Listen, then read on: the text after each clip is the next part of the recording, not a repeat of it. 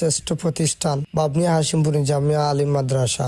আসসালামু আলাইকুম। সবে কি তাহর আসন্নিবালা। ওই মাদ্রাসা প্রতিষ্ঠিত হয়েছে 1/1/1997 ইংরেজি। এটা প্রতিষ্ঠা করেন উপমহাদেশের প্রখ্যাত অলি হরজত মাওলানা নিজামুদ্দিন চৌধুরী বিস্কুটির। এই মাদ্রাসায় প্রায় 1500 ছাত্রছাত্রী পড়াশোনা করেন। এখন এই মাদ্রাসায় প্রায় 4 তলা বিশিষ্ট একটা ভবন আছে, একতলা বিশিষ্ট ভবন আছে, একটি 2 তলা বিশিষ্ট ভবন। এর পাশে আছে একটি মসজিদ। আপনারা শুনলে আরো খুশি হবেন, এই মাদ্রাসায় একটি হাফিজি খানা আছে। একসাথে প্রায় 50 থেকে 60 জন ছাত্র হাফিজি খানা পড়ালেখা করেন। আর এতিমখানা আছে, এখানেও আরো 30 থেকে 40 জন পড়াশোনা করা। তারা খরচ থাকি দরিয়া সবকিছু এত্র মাদ্রাসা বহন করে।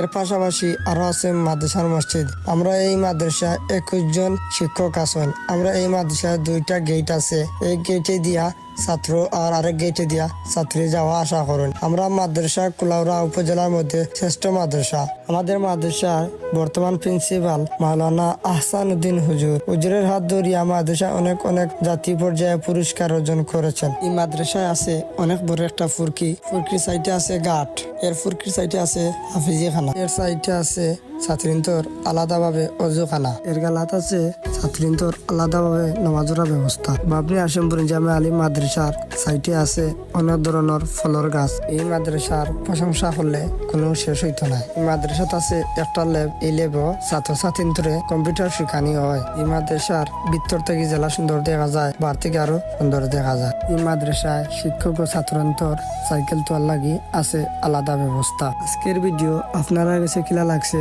অবশ্যই একটা কমেন্ট করবা। সবাই ভালো থাকুক, সুস্থ থাকুক। আসসালামু আলাইকুম। কুলাউড়া উপজেলার